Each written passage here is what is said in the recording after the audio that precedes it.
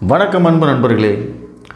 மக்களவைத் தேர்தல் நெருங்கி வர நேரத்தில் திமுக தரப்பு தங்களுடைய வேட்பாளர்கள் பட்டியலையும் தேர்தல் அறிக்கையும் வெளியிட்டிருக்காங்க. இது தொடர்பாக நேற்று நடந்த நிகழ்வில் பார்த்தீங்க அப்படின்னா, முதல்வர் ஸ்டாலின் அவர்கள் மற்ற திமுகவுடைய அத்தனை முக்கிய தலைவர்களும் மேடையில் இருந்தாங்க. ப்ளஸ் அந்த வேட்பாளர்கள் பட்டியலில் இடம்பெற்றிருக்கிறவங்களும் இருந்திருந்தாங்க. இவங்களையெல்லாம் வச்சுக்கிட்டு முதல்வர் ஸ்டாலின் அவர்கள் வேட்பாளரை அறிமுகப்படுத்திக்கிட்டு ப்ளஸ் தேர்தல் அறிக்கையும் வெளியிட்டார்.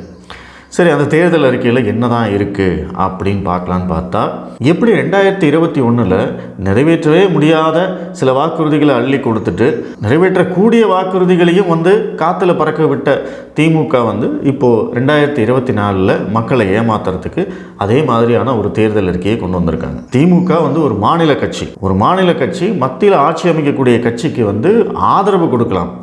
ப்ளஸ் அவங்கக்கிட்ட ஒரு மாநிலத்துக்கு தேவையான விஷயங்களை கேட்டு வாங்கலாம். இதுதான் ஒரு மாநில கட்சியால் செய்ய முடியும். ஆனால் திமுக என்ன பண்ணியிருக்காங்க அப்படின்னா, இந்த ஸ்டாலின் அவர்கள் அடிக்கடி சொல்லுவார் இல்லையா, நாங்கள் தமிழ்நாட்டை காப்பாற்றி விட்டோம், இனி இந்தியாவை காப்பாற்ற வேண்டும் அப்படின்னு சொல்லுவார் இல்லைங்களா. அது மாதிரி அடுத்த பிரதமராக ஸ்டாலின் வந்தால் என்னவெல்லாம் வாக்குறுதி கொடுப்பாங்களோ அந்த மாதிரி அள்ளி வீசியிருக்காரு திரு ஸ்டாலின் அவர்கள். இந்த சதுரங்க வேட்டை படத்தில் ஒரு டைலாக் வரும், ஒருத்தனை ஏமாற்றணும் அப்படின்னா அவனுடைய ஆசையை தூண்டணும் அப்படிங்கிறது. கிட்டத்தட்ட திமுக அதை பர்ஃபெக்டாக ஃபாலோ பண்ணுவாங்க. தமிழக வாக்காளர்களை ஏமாற்றணும் அப்படின்னா அவங்கள ஆசையை தூண்டுற மாதிரி சில விஷயங்களை கொண்டு வருவாங்க. அதில் அவங்களுக்கு டெம்ப்ளேட்டாக சில விஷயங்கள் எப்பவுமே இருக்குது. கச்சத்தீவை மீட்போம் அப்படின்னு வாக்குறுதி. இது 1980, அதாவது நான் பிறக்கிறதுக்கு முன்னாடியிலேருந்தே பார்த்தீங்க அப்படின்னா இந்த வாக்குறுதியை கொடுத்துட்ருக்காங்க. எனக்கே 44 வயசு ஆச்சு. அப்படிங்கிறபோது எத்தனை வருஷமாக இந்த வாக்குறுதியை சொல்லி மக்களை ஏமாற்றிட்டுருக்காங்க அப்படிங்கிறத நீங்கள் புரிஞ்சுக்கலாம்.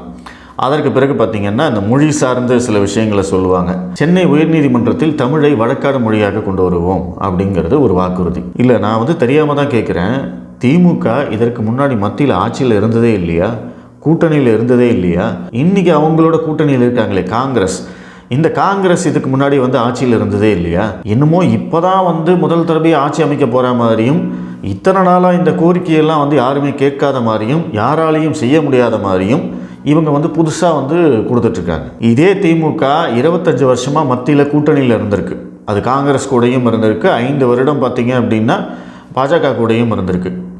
அப்போல்லாம் நீங்கள் என்ன பண்ணீங்க அப்படின்னு இவங்கக்கிட்ட கேட்கவே முடியாதுங்க. அதுதான் இந்த தமிழகத்தோட சாபக்கேடு.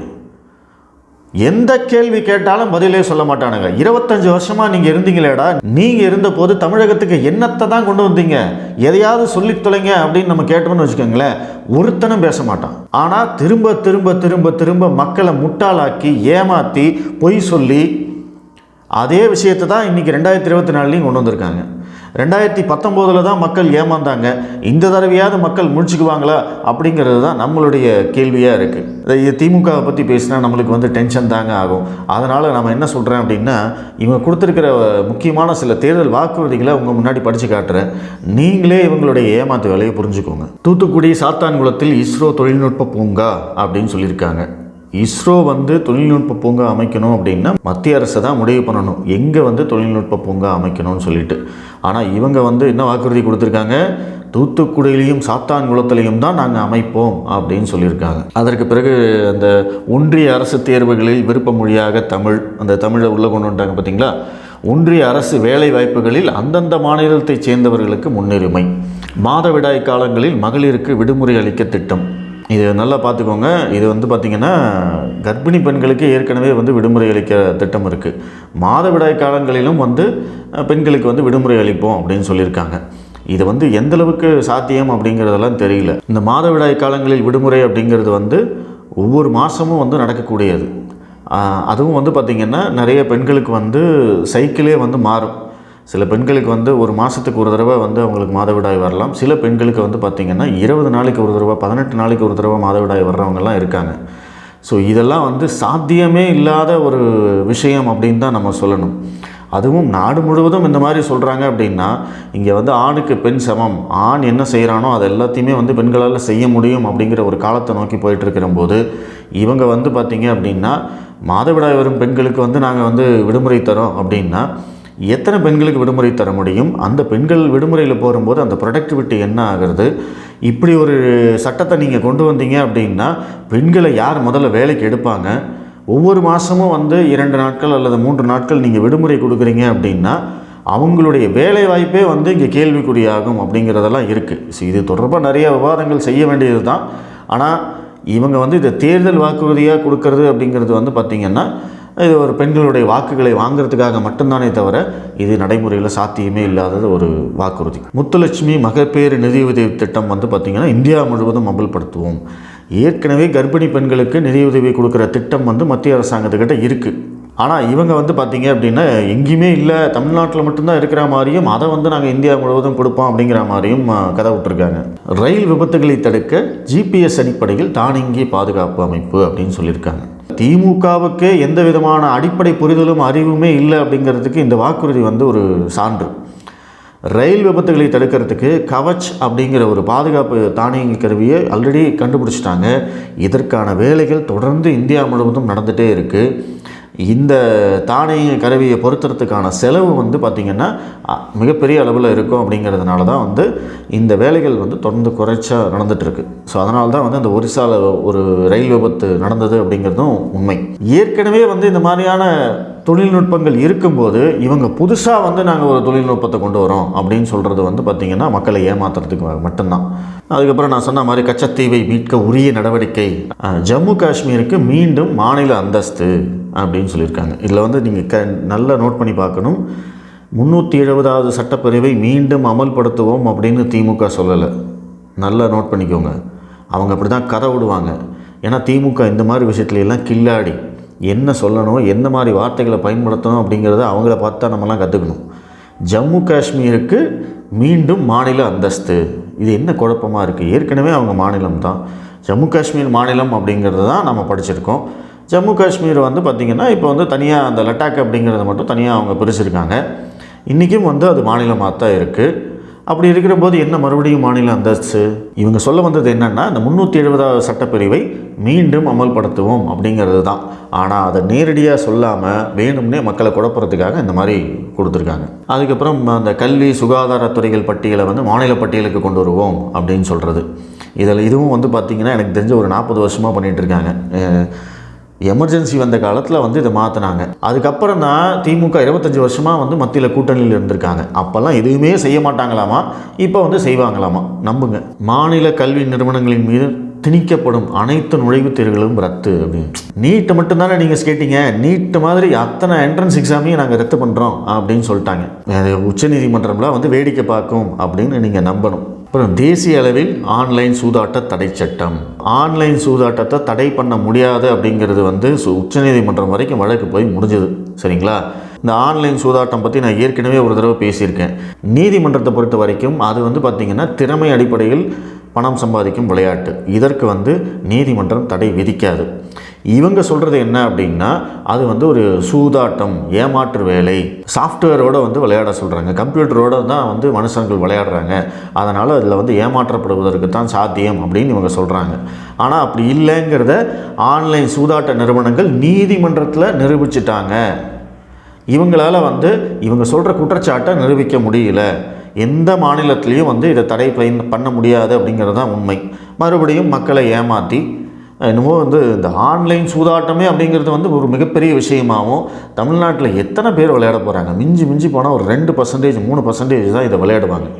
அதுக்காக வந்து ஒரு வாக்குறுதியை கொடுத்து வச்சுருக்காங்க அவங்க. இந்தியா முழுவதும் நான் முதல்வன் அந்த புதுமை பெண் திட்டம் செயல்படுத்தப்படும். இப்போ நான் முதலே சொன்னேன் இல்லைங்களா, ஏதோ பிரதமர் வேட்பாளர் மாதிரி இவர் வந்து இந்தியா முழுமைக்கும் வந்து கொடுத்துட்ருக்காரு. தமிழ்நாட்டில் திமுக எப்படி முடிவு பண்ணியிருக்கோ அதே மாதிரி தான் அந்தந்த மாநிலங்கள் முடிவு பண்ணணும். இவங்க என்ன சொல்கிறாங்க, மாநிலத்தில் சுயாட்சி, மத்தியில் கூட்டாட்சின்னு சொல்கிறாங்க. இப்போ இவங்களுடைய வாக்குறுதி என்ன? இந்தியா முழுவதும் நான் முதல்வன் புதுமை பெண் திட்டங்களை அமல்படுத்தவும் அப்படின்னா மத்தியில் அமையவிருக்கக்கூடிய ஆட்சி தான் வந்து இந்த திட்டங்களை அமல்படுத்தணும். அப்போது மத்தியில் இருக்கக்கூடிய ஆட்சி வந்து இந்த திட்டத்தையெல்லாம் நீ அமல்படுத்தின்னு ஒரு மாநிலத்துக்கு சொன்னாங்க அப்படின்னா அது வந்து கூட்டாட்சி தத்துவத்திற்கு எதிரானது தானே. அதைத்தானே இவங்க திரும்ப திரும்ப சொல்லிகிட்டே இருக்காங்க. இப்போ இவங்களே வந்து அதே மாதிரி ஒரு வாக்குறுதி கொடுப்பாங்களாமா. அதாவது மக்களை வந்து எவ்வளோ முட்டாளாக நினச்சதுனா இதெல்லாம் வந்து பண்ண முடியும் அப்படிங்கிறத நீங்கள் யோசிச்சு பாருங்கள். இப்போ இதே திட்டத்தை வந்து பாஜக கொண்டு வருது, நீ அமல்படுத்துன்னு சொல்கிறாங்க, தேசிய கல்விக் கொள்கையை அமல்படுத்துன்னு சொல்கிறாங்க. இவங்க என்ன சொல்கிறாங்க, அதெல்லாம் பண்ண முடியாது, நீ என்ன சொல்கிறது நான் என்ன கேட்குறதுன்னு இங்கே சண்டை போட்டுட்டு இவங்க வந்து ஒரு திட்டத்தை கொடுப்பாங்களாமா, அதை வந்து எல்லா மாநிலங்களும் அமல்படுத்தணுமாமா. நீங்களே பார்த்துக்கோங்க. அதுக்கப்புறம் ஒன்று கொடுத்துருக்காங்க, காவிரி, தாமிரபரணி, வைகை இந்த ஆறுகளையெல்லாம் பார்த்தீங்கன்னா ஒருங்கிணைந்த பாதுகாப்பு திட்டம் அப்படின்னு கொண்டு வருவாங்களாமா. ஏங்க இந்த ஆறுகள்லாம் தமிழ்நாட்டில் தாங்க இருக்குது. இந்த தமிழ்நாட்டுக்குள்ளே இருக்கிற ஆறுகளை பாதுகாக்கிறதுக்கு எதுக்கு வந்து மத்திய அரசு வரணும்? நீங்கள் இல்லையா முதல்வர், இல்லையா நீங்கள் தமிழ்நாட்டில் இருக்கீங்க, தமிழ்நாட்டில் இருக்கிற ஆறுகளை பாதுகாக்கிறதுக்கு இன்றைக்கி நினச்சா நீங்கள் திட்டம் கொண்டு வரலாமே. அதுக்கு எதுக்கு வந்து நாங்கள் உங்களுக்கு ஓட்டு போட்டு தேர்ந்தெடுத்து மத்தியில் ஆட்சி அமைச்சதுக்கப்புறமா தான் இதை கொண்டு வருவேன்னு ஒரு சீனு.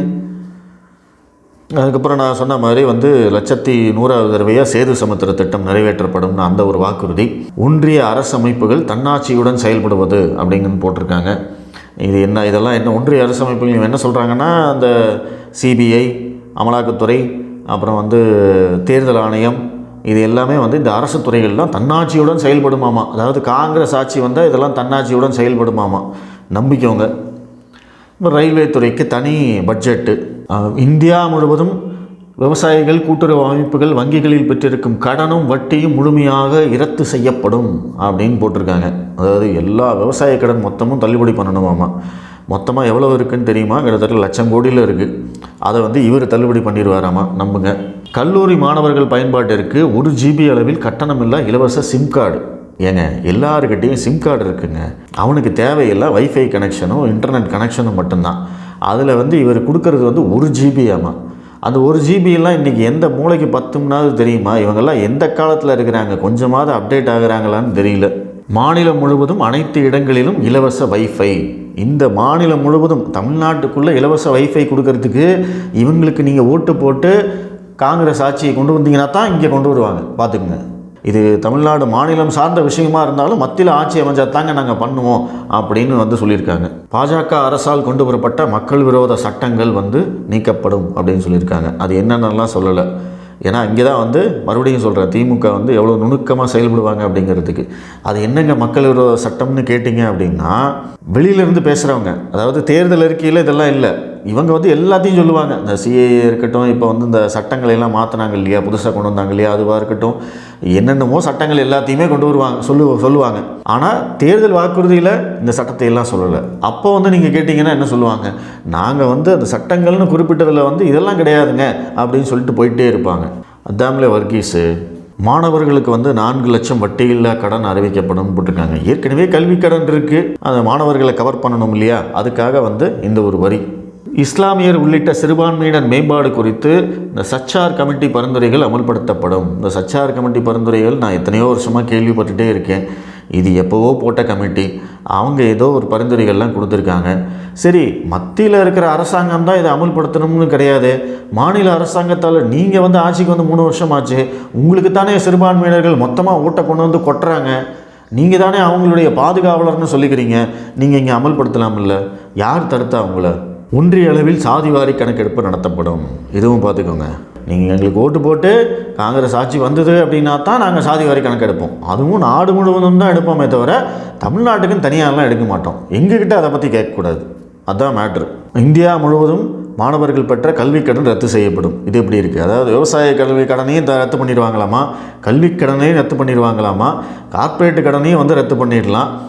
அப்புறம் வந்து வங்கிகளில் என்னத்தை தான் ஆகும்னு தான் தெரியல. தமிழ்நாட்டிற்கு நீட் தேர்விலிருந்து விலக்கு அளிக்கப்படும். எப்படி வந்துட்டாங்க பார்த்தீங்களா? அதாவது எல்லா என்ட்ரன்ஸ் எக்ஸாமையும் தடை பண்ணிடுவாங்களாமா. ஆனாலும் வந்து நீட் தேர்வு இருக்கும். நீட் தேர்வை வந்து நாங்கள் வந்து தமிழ்நாட்டுக்கு மட்டும் ரத்து பண்ணுவோம். ஏங்க இது வரைக்கும் நீங்கள் சொன்னதெல்லாம் இந்தியா முழுவதுக்கும் சொல்லியிருக்கீங்க, இதை மட்டும் ஏன் தமிழ்நாட்டுக்கு மட்டும் சொல்கிறீங்க? அந்த கேள்வி வருது இல்லையா? எப்படி இதெல்லாம் கேட்கணும். நீங்கள் இந்த மாதிரி வந்து நிறைய வாக்குறுதிகள் கொடுத்துருக்காங்க, அள்ளி வீசியிருக்காங்கன்னு தான் சொல்லணும். இதில் வேறு வந்து முதல்வர் பெருமிதமாக இந்த வாக்குறுதிகளெல்லாம் கொடுக்கறதுக்கு ஒரு குழுவெல்லாம் போட்டு அந்த குழுவை நிறைய பேர் சந்தித்து நிறைய பரிந்துரைகள்லாம் சொன்னாங்களாமா. அப்படி அவங்க என்ன பரிந்துரைகள் சொன்னாங்க அப்படிங்கிறது நம்மளுக்கு தெரியல. பிரதமர் யாருன்னே சொல்ல மாட்டாங்க. எந்த கட்சி ஆட்சிக்கு வந்தால் சரி, எந்த கட்சியிலேருந்தாவது பிரதமர் அப்படிங்கிறதையும் சொல்ல மாட்டாங்க. கேட்டால் இந்தி கூட்டணி தான் வந்து பிரதமர் வேட்பாளராமா. இதை நம்பி நீங்கள் வந்து ஓட்டு போட்டு அவங்க வந்ததுக்கப்புறமா பாஜக கொண்டு வந்தது அத்தனையுமே வந்து நாங்கள் மாற்றுவோம் அப்படின்னு சொல்லி என்ன நடக்க போகுதுன்னு தெரியல. சரி, ஆட்சிக்கு வர்றவங்க தான் வந்து வாக்குறுதிகளை நிறைவேற்றணுமே அப்படின்னு கவலைப்படணும். ஆட்சிக்கே வரப்போகாதவங்க எதை சொன்னால் என்ன அப்படிங்கிறது தான் இந்த திமுகவுடைய தேர்தல் வாக்குறுதியை பார்த்தா அவங்களுக்கு தெரியும். ஸோ இதுலேருந்தே தெரியும் மத்தியில் யார் ஆட்சி வரப்போகுது, யார் ஜெயிக்க போகிறாங்க அப்படின்னு. பார்த்து சூதானமாக ஓட்டு போட்டுக்கோங்க, அவ்வளோதான் சொல்ல முடியும். நன்றி.